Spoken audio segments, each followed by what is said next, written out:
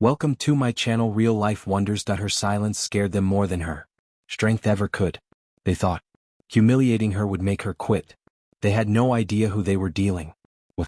Before I tell you what happened next, tell me in the comments where you're watching from.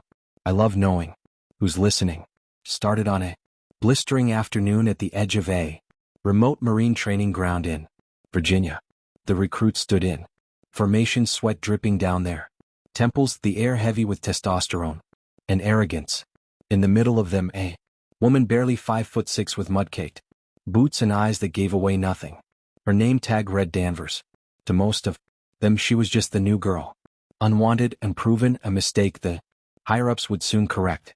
But when Sergeant Kellen barked orders for a mock endurance drill, a mile crawl through the sludge, a few of the men smirked.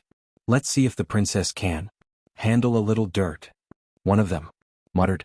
And before anyone could stop them, two recruits grabbed her gear and shoved her straight into the mud pit. The crowd burst into laughter, but not her. She didn't shout, didn't curse. Just lay there face down, breathing quietly, the smell of wet earth in her nose. And then slowly she rose. Her movements were deliberate, calculated. The laughter began to fade when they saw her eyes. There was something ancient there, something that didn't belong to a rookie. She didn't speak a word. Just picked up her gear and started the crawl. Every push of her elbow was a statement. Every breath a silent warning. Kellen watched from a distance, confused. He'd seen hardened soldiers break in less. Who was she? By the time the others reached the halfway point, Danvers had already finished. Mud streaked her face like camouflage, and her chest rose and fell like she'd been here before, many times before. But the real shock came when Kellen called for everyone to clean up. Danvers stood still, waiting for something.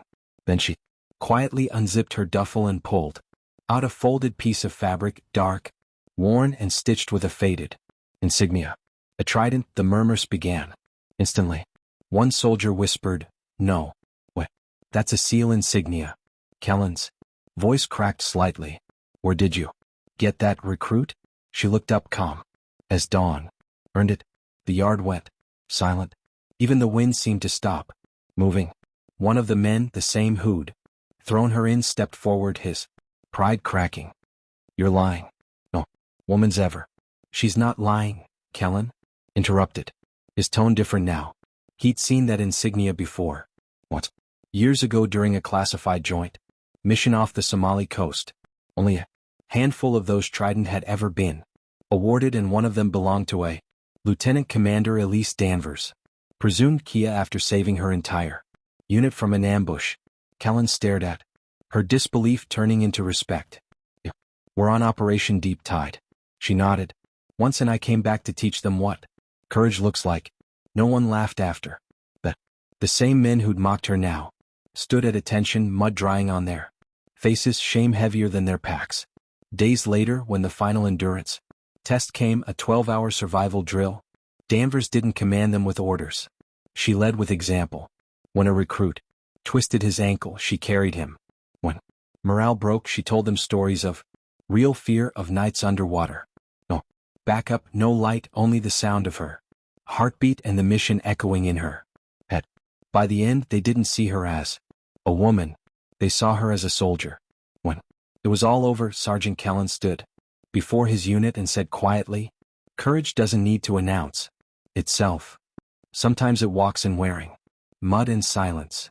Because true strength isn't loud. It's the kind that rises from the dirt and teaches others how to stand." And the same mud they threw at her became the ground they learned to respect. Because kindness doesn't vanish. It waits, and it finds its way back. And sometimes it wears a trident beneath a torn uniform, reminding the world what grace under fire truly looks like. If this story moved you, make sure to like, share, and subscribe for more powerful, true, inspired tales of courage and redemption. And tell me, what would you have done if you were there that